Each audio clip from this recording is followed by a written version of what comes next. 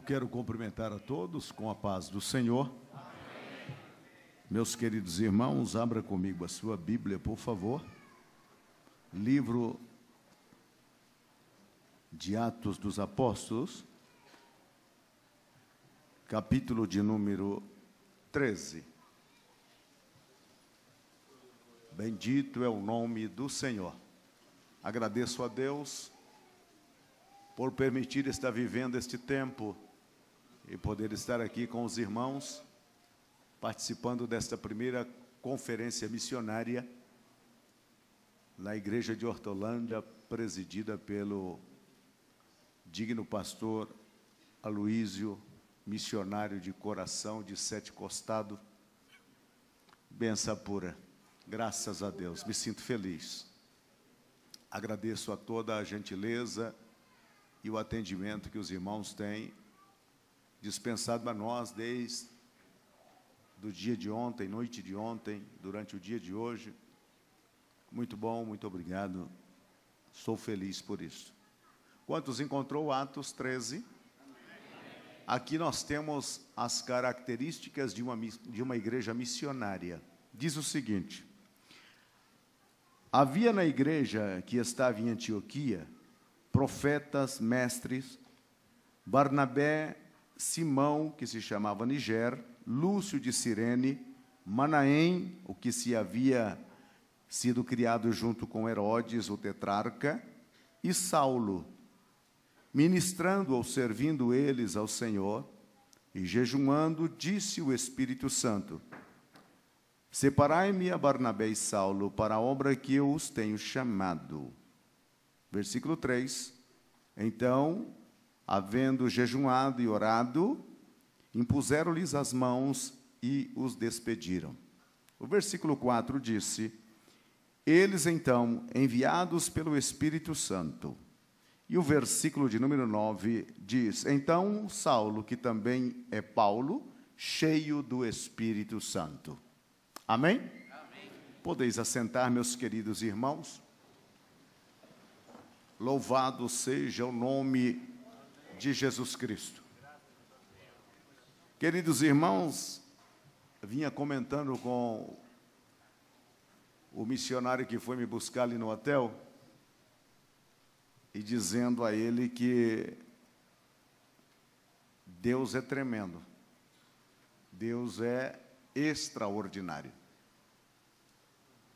Deus, ele é de uma sapiência que vai além do que nós podemos imaginar. E com esse processo de eminente volta de Jesus Cristo, houve uma explosão tão grande com essa globalização das nações, que o Evangelho tem alcançado lugares que outrora parecia ser inimaginável. Alguns estão dizendo que estes meios que têm aparecido nos dias de hoje têm sido usados por Satanás, e é uma verdade, mas também tem sido usado pelo Espírito Santo. Hoje, este culto está sendo transmitido pelo um canal do YouTube, uma rede que dá volta ao mundo. Nós transmitimos o nosso culto lá, às terças-feiras, em Araçatuba, e nós recebemos pedido de oração de várias partes do mundo. Então, significa que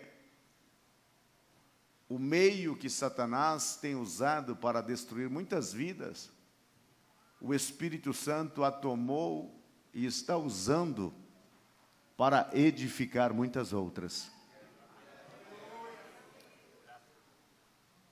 A tarefa da igreja, ela é imensa.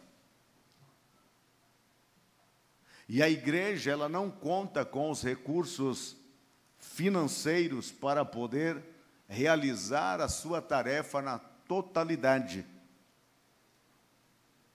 E Deus, sabedor disto, Ele facilitou instrumentos a serem colocados na mão da igreja para assim ser usados.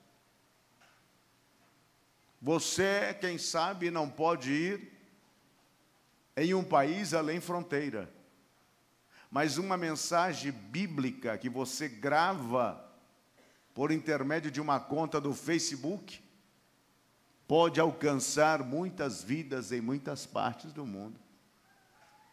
Claro que estes meios de comunicação têm sido usados para intrigas, para desavenças, para fofoca. Alguém disse que não chama Facebook, chama Face inútil. Mas também tem sido usado para muitas pessoas se acercarem e conhecerem a Jesus Cristo. E a igreja, ela precisa estar na vanguarda destas ferramentas e destas oportunidades. Você, por exemplo, não consegue entrar para evangelizar num condomínio fechado, onde vive várias famílias, mas lá dentro de cada casa tem um aparelho de televisão, um computador e alguém com um celular. Você não pode ir a muitos lugares para falar de Jesus, mas esses meios têm sido uma forma que o Espírito Santo está usando para alcançar milhares de vidas. E o que eu devo fazer, pastor? Orar, para que todos aqueles que estão usando estes meios possam ter acessibilidade através da palavra nos corações que assim ouvirem. A igreja, ela é muito mais daquilo que nós imaginamos. Ela vai além daquilo que nós pensamos.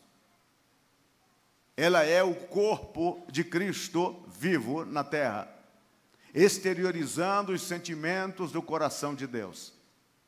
A igreja, ela é este organismo impactante. Só ela tem esta mensagem.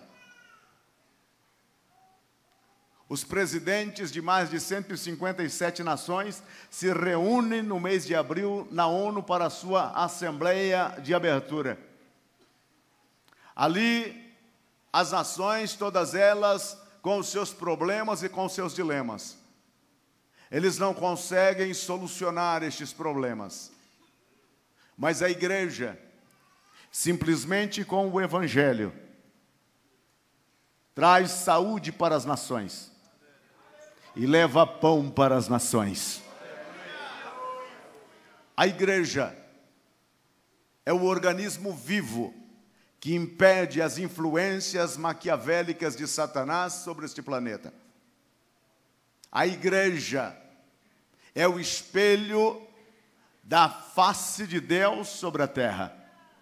A igreja, ela é a expressão exata do amor de Deus para com a humanidade. A igreja é o braço de Deus. A igreja é o coração palpitante de Deus. A igreja são os olhos de Deus. A igreja é a boca de Deus.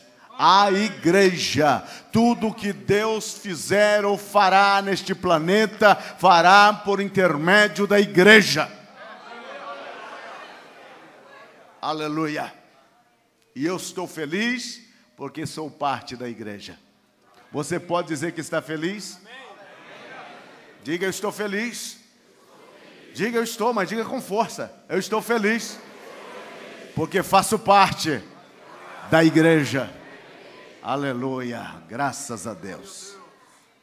Meus queridos irmãos, a igreja, ela vive para fazer missão e faz missão para viver.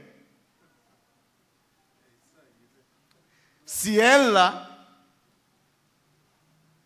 fugir desta verdade, ela simplesmente deixa de ser igreja. O crente vive para fazer missão e faz missão para viver. O combustível maior para que nós venhamos a viver com um projeto é termos um coração voltado para fazer missões. E eu não estou falando de missão transcultural, eu estou falando de missão em todas as suas áreas. Porque todo coração sem Cristo é um campo missionário. E se você ainda não entendeu isso, é porque você ainda não compreendeu o amor de Deus derramado para com esta terra. Quais são então as características que a igreja tem para ser uma igreja missionária? A igreja de Antioquia, a cidade de Antioquia, ficava aproximadamente 500 quilômetros da cidade de Jerusalém. Em Jerusalém nasceu a igreja primeira, a igreja primitiva. A igreja que era basicamente estruturada por pessoas que haviam se convertido do judaísmo para o cristianismo. Com seus líderes, com fundo cultural judaico. Eles não tinham nenhum e qualquer pretensão de passar as fronteiras. Eles queriam Jesus e a igreja somente para o judaísmo. Mas Deus, na sua infinita misericórdia, sabe muito bem como trabalhar. Porque quando nós não cumprimos Atos 1:8, nós somos feito reféns de Atos 8:1. A Bíblia diz que houve uma grande perseguição na igreja. Atos capítulo 8, versículo 1. E foram esparcidos discípulos e saíram por várias partes. E muitos deles que saíram chegaram até Antioquia e ali pregaram o evangelho aos gregos. E ali floresceu uma igreja e nasceu uma igreja poderosa, pujante, espiritual e cheia de Deus.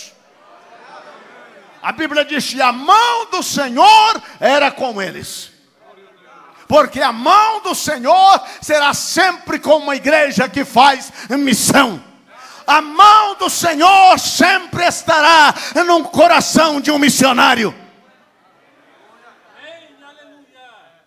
E ali em Antioquia, Antioquia da Síria, não Antioquia da Psídia, floresceu uma igreja.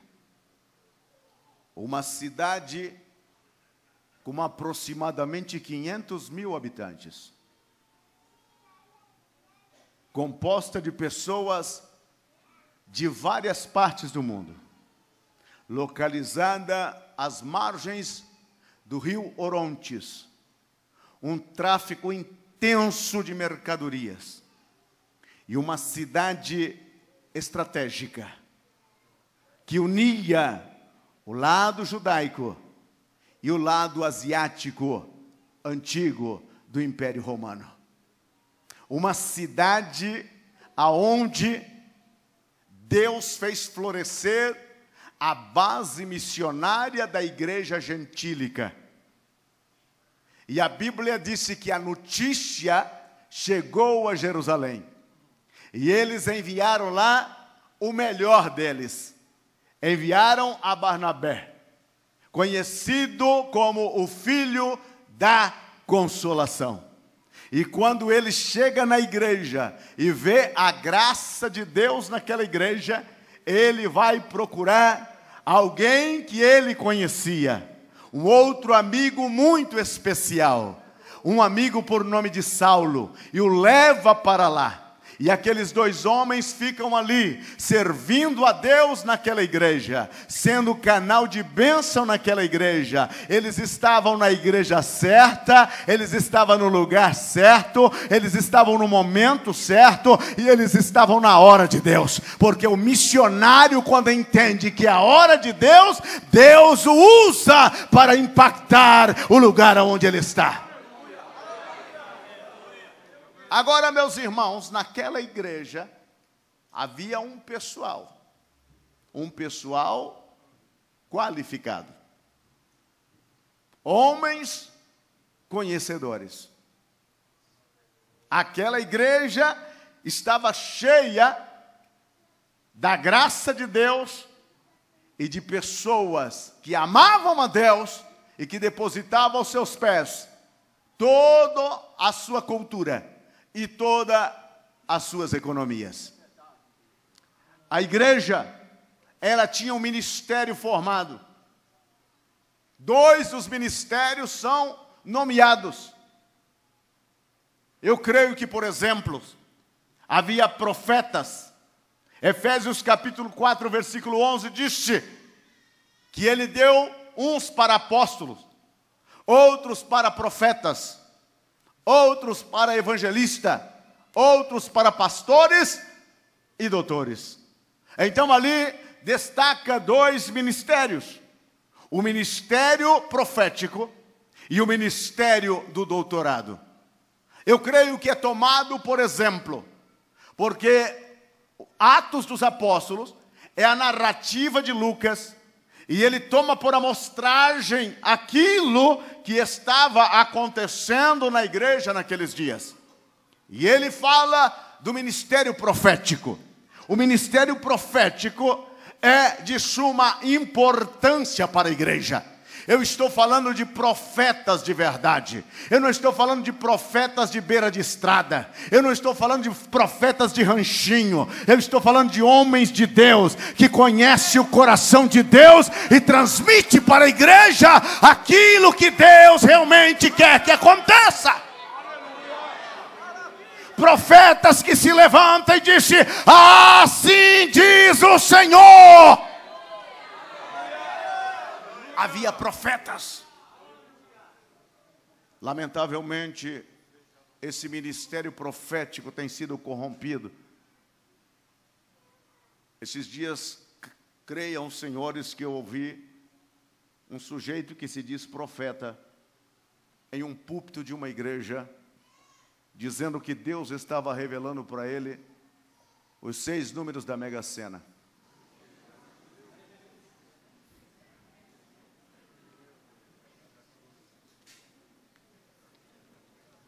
Posso tirar, pastor?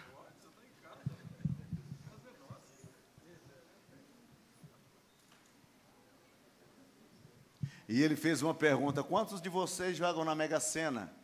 50% da igreja levantou a mão. Pergunta ao seu irmão: você joga na Mega Sena?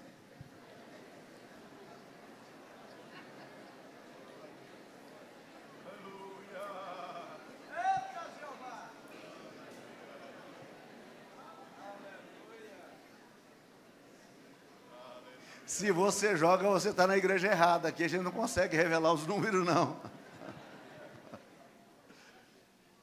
Profetas. Homens de Deus. E como a igreja está necessitando de profetas. Não de profetadas, de profetas. Porque o profeta traz aquilo que está no coração de Deus para o coração do povo. Outro ministério saliente naquela igreja: doutor. Eu não estou falando do doutorado, eu estou falando do doutor em conhecimento das Escrituras. Uma igreja que prima por alguém que conhece as Escrituras é uma igreja sadia. Só combate as heresias quem conhece as Escrituras. E o modismo tem tomado conta de muitas igrejas. São tantos ensinos que têm causado facções, tristeza e angústia na igreja.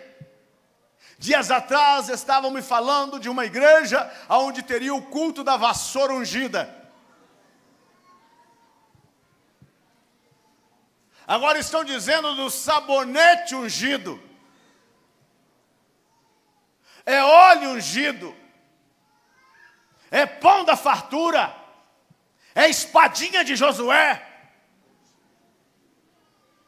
Sem contar aquele pessoal que estão comprando um par de meia, ser tu uma bênção.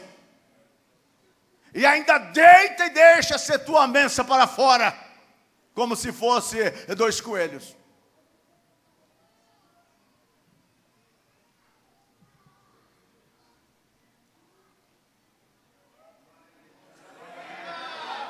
Nada. Absolutamente nada substitui a palavra de Deus.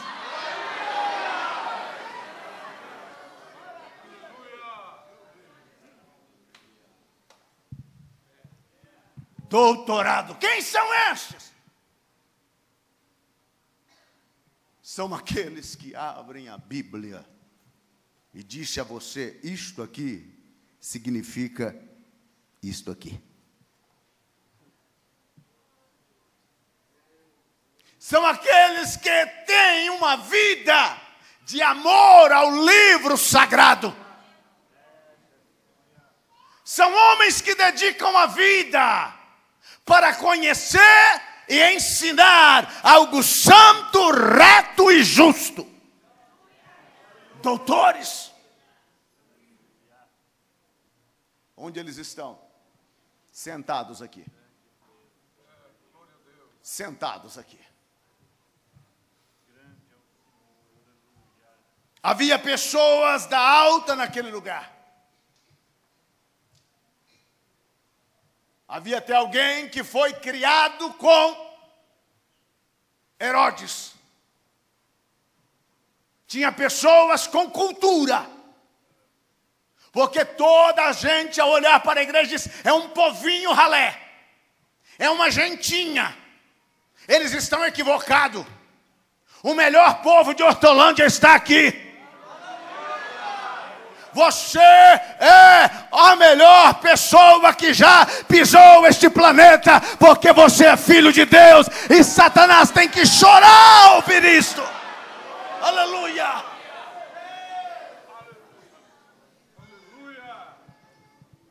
Agora, interessante que estas pessoas, por mais que eles tinham este cabedal, a Bíblia disse que eles estavam jejuando e orando. 2 exercícios ou 2 disciplinas espirituais que têm sido sufragadas na igreja.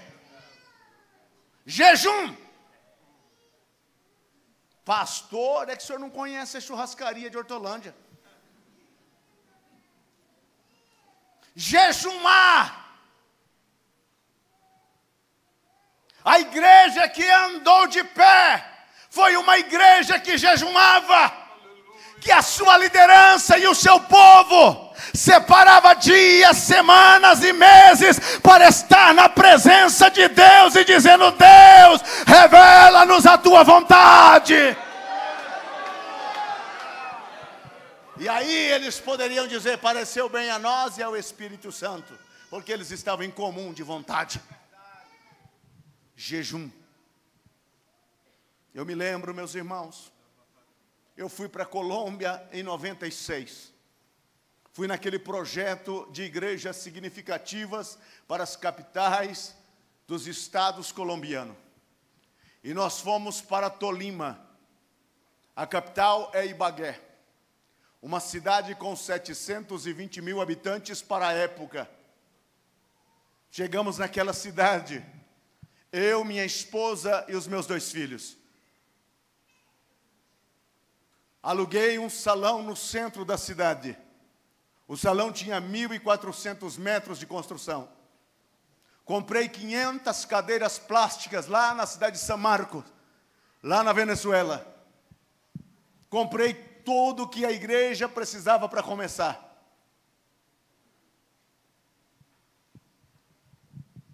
Marquei a inauguração da igreja. 3 de julho de 1997. Passei 30 dias jejuando e pedindo a Deus que fizesse um milagre. 40 dias eu passei batendo de porta, de rádio em rádio, e ninguém me abriu a porta. E eu me lembro, meus irmãos, que uma noite, reuni com a minha esposa e os meus filhos ao pé da cama, e disse: Deus, eu preciso de uma solução tua. Eu já estava cansado, tinha andado às 8 emissoras da cidade, e todos eles a uma só voz me disseram: não vendemos e não cedemos espaços. E eu me recordo que eu estive na Voz do Combeima, é uma emissora lá em Ibagué, e o senhor gerente me disse: o senhor faz alguma macumba? Eu disse: não. O senhor faz alguma adivinhação? Também disse: não. O senhor pode ligar alguém que ama outro? Eu também não. Ele disse: então não tem lugar para o senhor. E eu cheguei em casa decepcionado.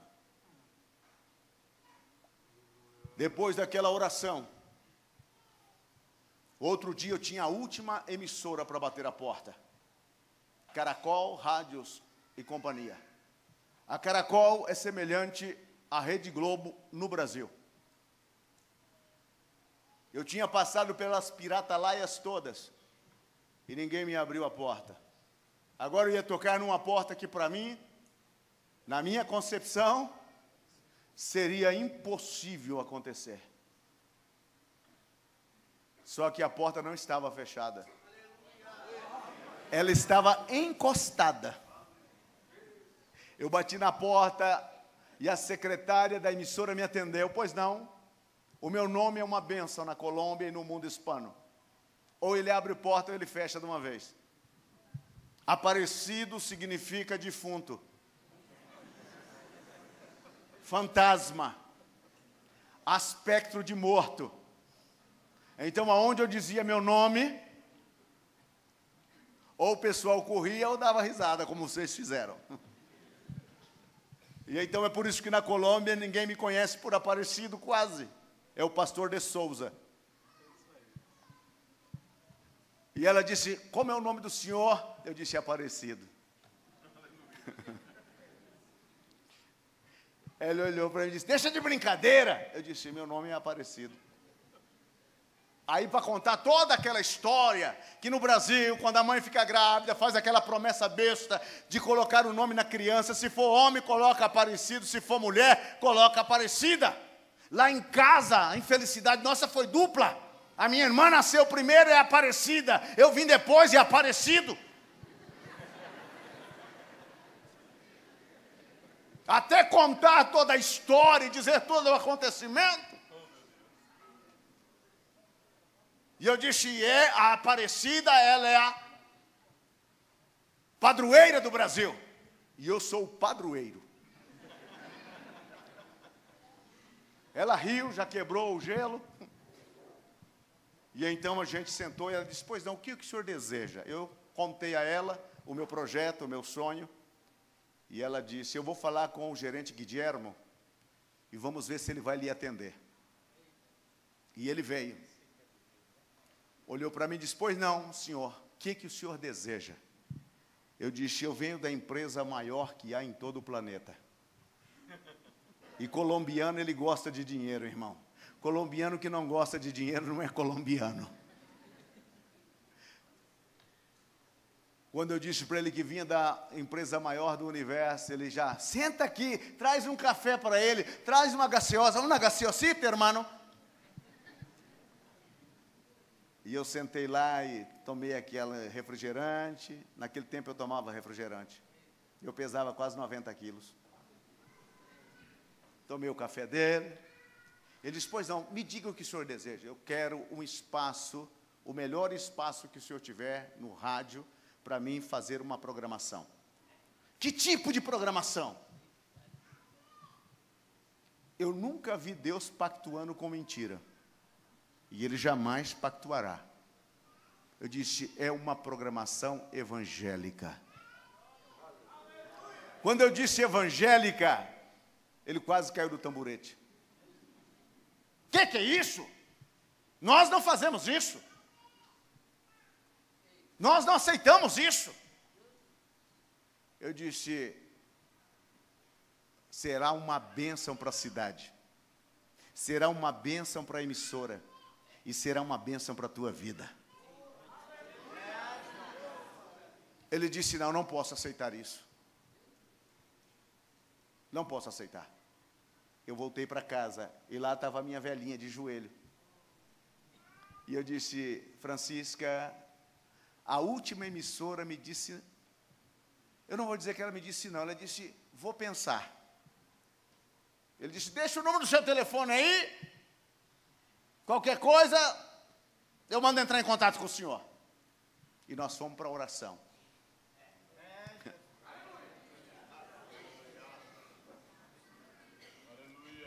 Quando nós terminamos de orar, Francisca foi preparar o jantar, o telefone tocou.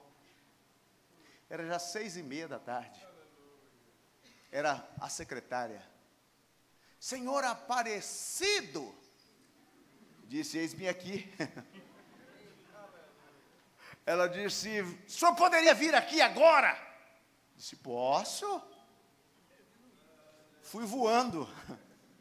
Cheguei ao seu Guilherme, ele morava em Cali, 5 horas de viagem. Ele não voltou para Cali naquele dia só para falar comigo.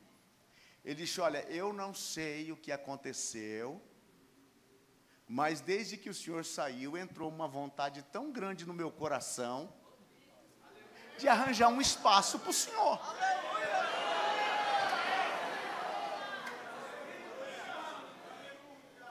Eu disse, é Deus. É Deus. Ele disse, eu não posso fazer muita coisa, mas nós temos um programa conhecido como Despertador com Sabor, apresentado pelo Marcelo Assati. Era o melhor programa, até os gatos e ratos da cidade escutavam. Ele disse, eu posso abrir um espaço dentro desse programa. Eu falei, já estou com a audiência feita. Falei, maravilha. Ele disse, mas eu só posso te dar 3 minutos. Eu não tinha nada, agora eu já tinha uma promessa de 3 minutos. Eu falei, fechado. Ele disse, é $1.800. Aí o missionário fraquejou, né? Eu disse, está fechado. O senhor tem que pagar adiantado. Amanhã eu te trago o dinheiro. Firmamos o contrato, 3 minutos, $1.800. No outro dia eu estava desesperado, pedindo a Deus, Senhor, e agora? Eu tinha comprado e investido no salão onde ia começar a igreja, o dinheiro que sobrou era só o da comida do mês. Quando você está fazendo a obra de Deus, prioridade é ela. Porque as demais coisas o Senhor vai suprir. Aleluia. Eu juntei o dinheiro que tinha e entreguei por aqueles 3 minutos. Pus um programinha pequenininho chamado Palavra de Fé. Dava tempo de dizer o endereço onde nós íamos inaugurar o salão, dar uma pequena, mas bem pequena palavra e o número de telefone. Mas eu terminava de falar, o telefone de casa desesperava com chamada. E a minha esposa era a secretária atendendo.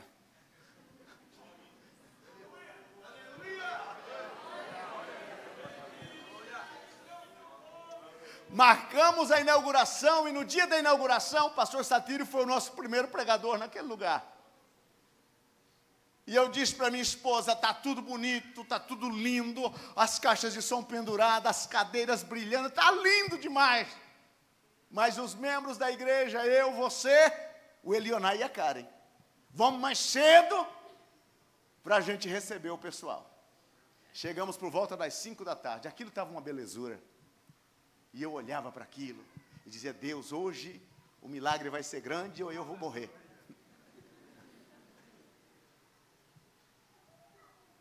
Seis e meia e não apareceu uma viva alma. Chegou o pastor Satírio, chegou o pastor Levi Ferreira, chegou o pastor Jonas, chegou o pastor José Neto e bateram nas minhas costas. E aí, missionário, como é que você está? Só Deus sabia como. E eu estava desesperado. Próximo das 7 da noite, vinha descendo duas velhinhas. Uma dada da mão da outra, conversando, falando uma com a outra, do lado da calçada nossa. E eu comecei a orar: Senhor, em nome de Jesus, essas duas têm que entrar aqui. Essas duas têm que entrar aqui. Pelo amor de Deus, Senhor, não faz isso comigo. Eu já estava para infartar na porta do salão.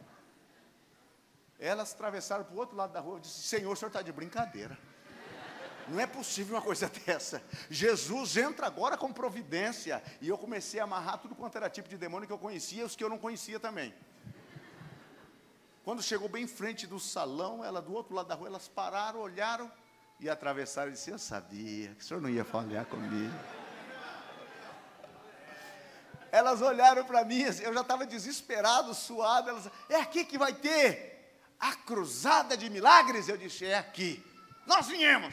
Quando elas entrou, que eu fui levar elas lá na primeira cadeira, que eu volto, os táxis começaram a encostar um atrás do outro, porque na Colômbia a gasolina, como na Venezuela, é de graça, dá uma inveja, é de graça.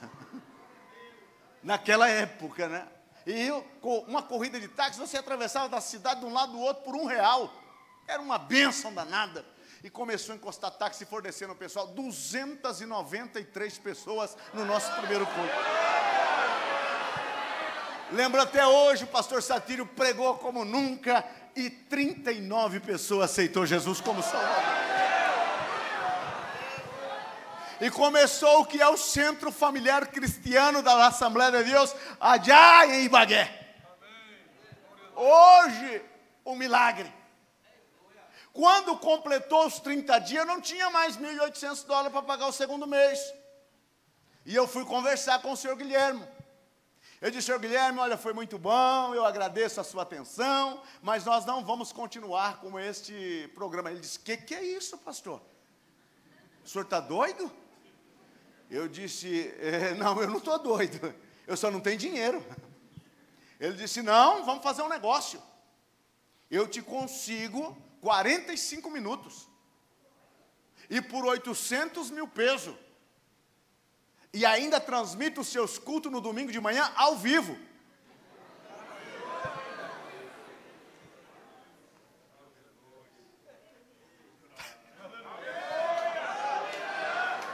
Aleluia.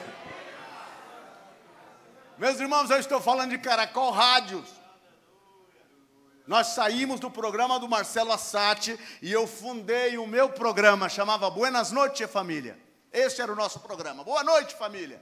E dava uma palavra bíblica e o pessoal ligava, uma bênção extraordinária. Nós tínhamos culto toda noite, de segunda a segunda. Eu pregava toda noite, eu pregava na igreja, eu pregava no rádio, eu visitava, eu tirava oferta, eu lavava banheiro, eu limpava salão e a minha esposa junto. Mas sabe o que me alegrava o coração? É ver aquela gente sendo abençoada, sendo salva, sendo tocada pela mão de Deus. Isso ninguém tira.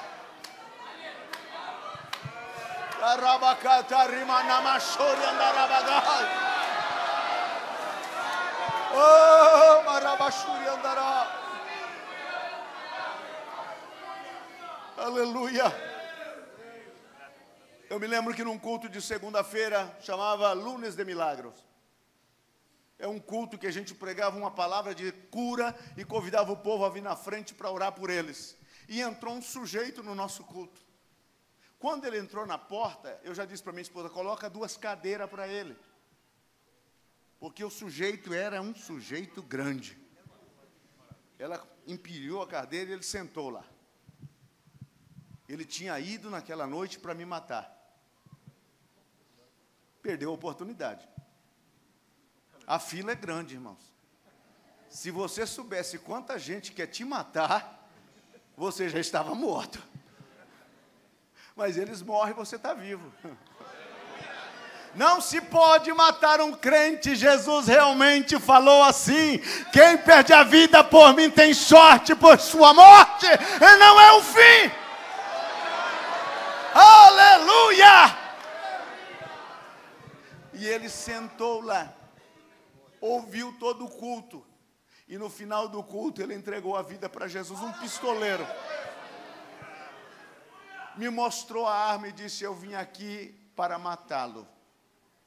Eu estava hospedado na pensão e uma voz falou na minha cabeça que era para mim vir aqui te matar. E todas as vezes que eu tentei levantar da cadeira, eu não consegui. Parecia que eu estava algemado na cadeira. Na hora que você chamou as pessoas para vir para a oração, eu consegui me levantar. E a voz disse: agora você aproveita e pega ele pela gravata e mata ele enforcado. Eu vim com este desejo. Mas quando eu olhei para o Senhor, tinha um personagem que estava ao seu lado. E ele disse para mim assim: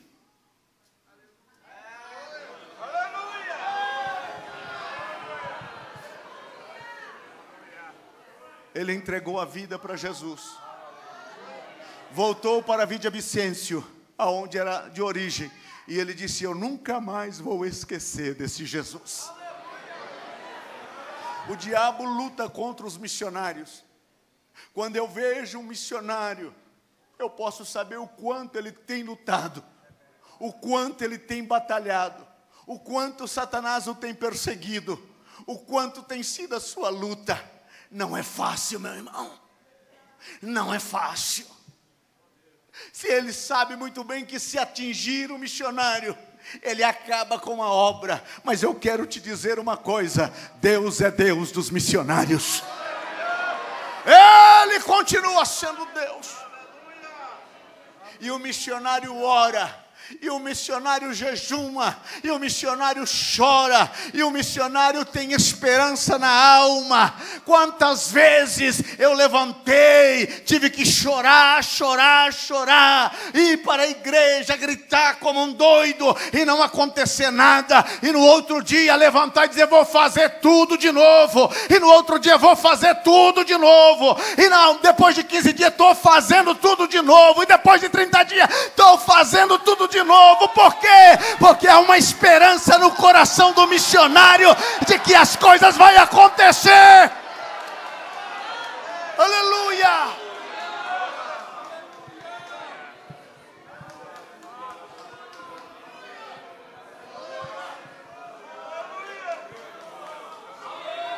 Charabacata rimanamashori andarai.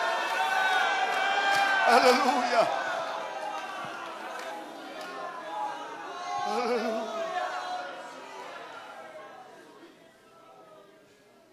Em um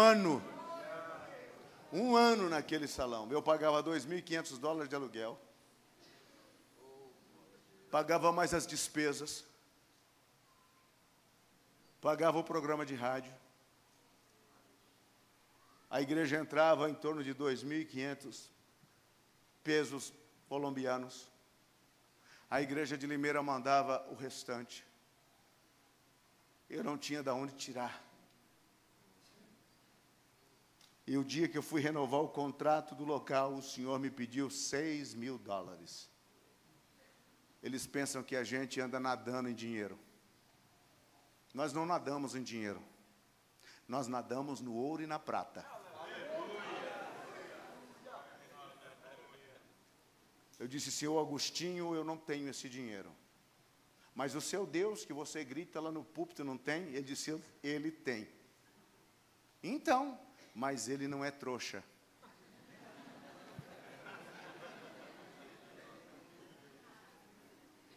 Ele disse: como assim, pastor? O senhor está pensando que Deus é trouxa, que ele vai investir um dinheiro nesta sua propriedade? A troco de quê? Se o filho dele, quando ele mandou, ele disse: nem compra túmulo lá, tome um emprestado. Ele não é trouxa. O que o senhor vai fazer? Eu não sei, mas ele sabe. Eu fui para o jejum e a oração. Eu jejuei 40 dias. 40 dias, não faço isso, não falo isso para se exaltar. Eu não sabia o que fazer. Mas Deus sempre sabe o que fazer. Eu me lembro que uma daquelas manhãs Deus falou comigo. Você acredita que Deus fala? Amém. Deus falou comigo. E ele colocou aquela mão quente no meu ombro e me disse: eu estou com você. Eu tenho tomado a dianteira de tudo isso aqui. E eu farei algo que você não entende. Eu saí na cidade, portador de uma promessa de Deus. Eu disse: Deus, aonde é? E Deus me mostrou um lote vazio, cheio de entulho. E eu disse: mas Deus, o que o Senhor quer? Falei com o dono do lote, ele nos alugou o lote por 1.500 pesos, que daria em torno de $750 na época. E eu disse: tá, Senhor, aluguei o lote, e agora? Aí eu fui convidado para pregar numa igreja em Los Pátios, lá ao lado de Cúcuta. O missionário Oséias, filho do pastor Pereira, ali de Itaquera, era o pastor lá. E quando eu cheguei, o local era uma carpa, um circo. Aí eu entendi o mistério. Falei: mas eu não tenho dinheiro para comprar esse circo. E aqui em Limeira, eu quando vi esse irmão que doou essas latinhas, o meu coração partiu de alegria. Irmão Nilson, Deus te abençoe, meu irmão. Um irmão em Limeira doou o carro dele. E com o dinheiro do carro, o pastor comprou um circo para nós lá na Flórida, nos Estados Unidos. Esse circo veio de navio até Belém. De Belém veio de barco até Manaus. De Manaus foi de barco até Tabatinga. Eu peguei um voo em Bogotá e vim para Letícia. Letícia, o que divide Letícia de Tabatinga, Brasil e Colômbia, é a Avenida da Amizade. E eu coloquei aquele circo num avião da Avianca e levamos para Bogotá. Embarquei num carro e levamos e montamos. A pastorzada de lá colocaram o apelido: o circo do pastor Souza. Era um circo mesmo, mas não era do pastor Souza, era dele. Era dele. E Jesus começou a salvar gente, e começou a fazer a sua obra que Ele sempre sabe fazer. Nós não tínhamos banheiros. A única coisa que eu tinha era uma casa em Limeira. E um dia eu disse para minha esposa: nós precisamos construir banheiro. A gente precisa fazer escola dominical aqui. Ela disse: mas aonde nós vamos arranjar dinheiro? Eu disse: nós temos uma casa. Ela disse: mas é tudo que a gente tem. Eu falei: pois bem, e quem deu foi Deus. Ela disse: o que você está pensando? Eu disse: eu estou pensando em vender aquela casa e fazer os banheiros aqui na igreja. Deus me deu um jejum.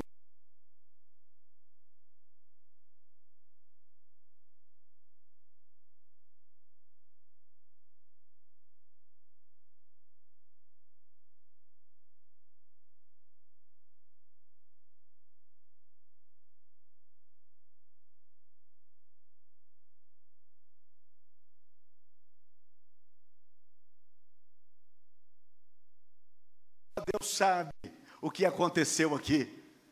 E eu pude sentir Jesus dando um sorriso e disse: fizemos junto. Ele está fazendo junto. Fizemos junto. Sabe, meus irmãos, outra coisa interessante na igreja, eu já vou parar, meu horário já foi. Eu tenho um problema para falar de missão. A outra questão na igreja é o Espírito Santo. Eles foram chamados, enviados e usados pelo Espírito Santo. Sem o Espírito Santo, Ele é o Senhor das missões. É Ele quem chama, é Ele quem separa, é Ele quem envia, é Ele quem usa, é Ele quem sustenta, é Ele, é Ele, é Ele e é Ele.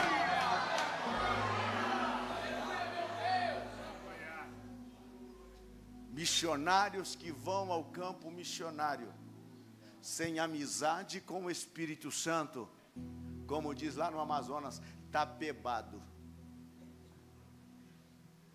está acabado, meu irmão. Porque a nossa guerra no campo de missão não é contra a carne, não é contra sangue, não é com potestade dessa terra, não é com bazuca e nem com armamento bélico. A nossa guerra é no mundo espiritual. É demônios poderosos que se apossam de regiões inteiras. São demônios valentes que te enfrentam e bate o pé para que você saia. E é nesta hora que você precisa estar revestido até os dentes do Espírito de Deus para fazer a obra.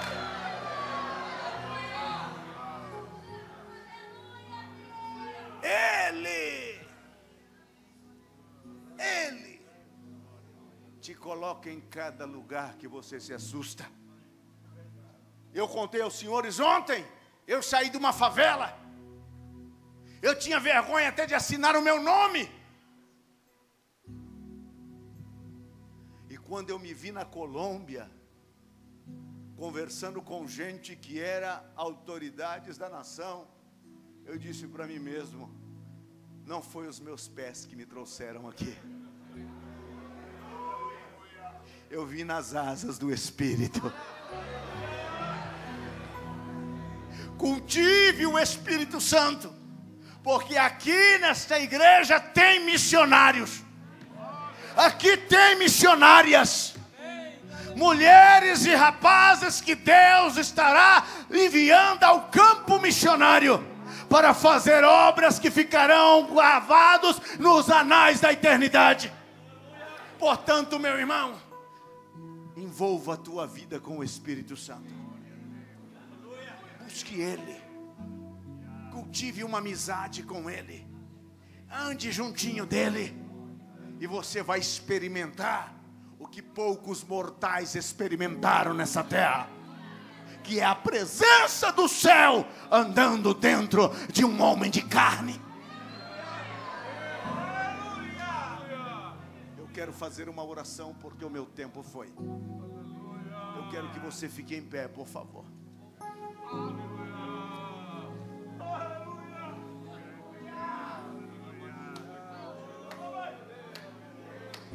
Curve a sua cabeça, feche os seus olhos.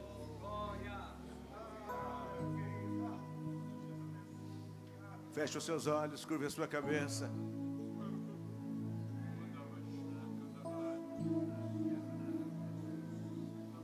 A primeira coisa que você precisa ter é só coragem. E dizer, Espírito Santo, aqui está a minha vida.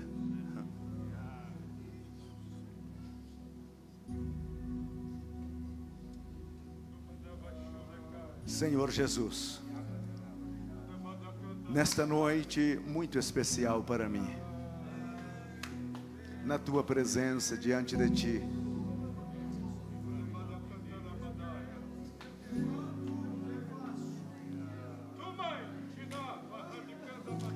na Tua presença, Senhor, na Tua casa com o Teu povo. O Senhor conhece a cada um aqui. Eu me atrevo a dizer que Tu estás, Senhor, preparando alguém aqui para o campo de missão. Levanta esta igreja, Senhor. Levanta como um marco missionário no nosso estado e na nossa nação.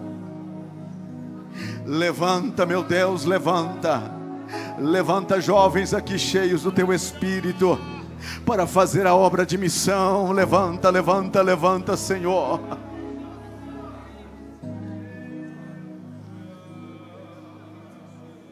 Satanás, em nome de Jesus, na autoridade que há neste nome,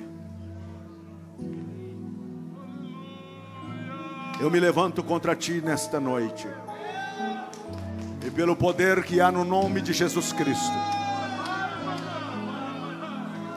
eu Te ordeno agora que todos os projetos, que todos os planos, que todas as suas artimanhas contra esta vida é frustrado agora na autoridade do nome de Jesus Cristo.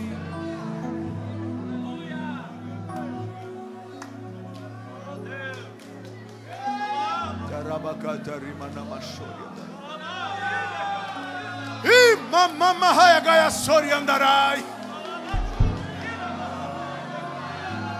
E baraba kandalaba sori andaraba gamana.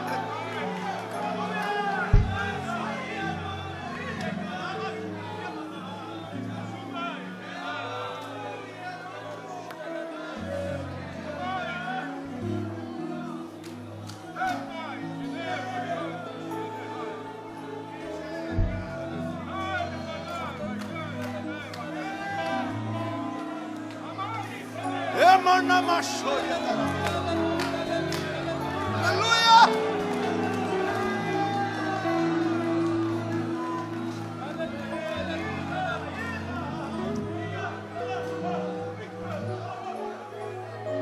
Pai, eu te agradeço, eu te glorifico.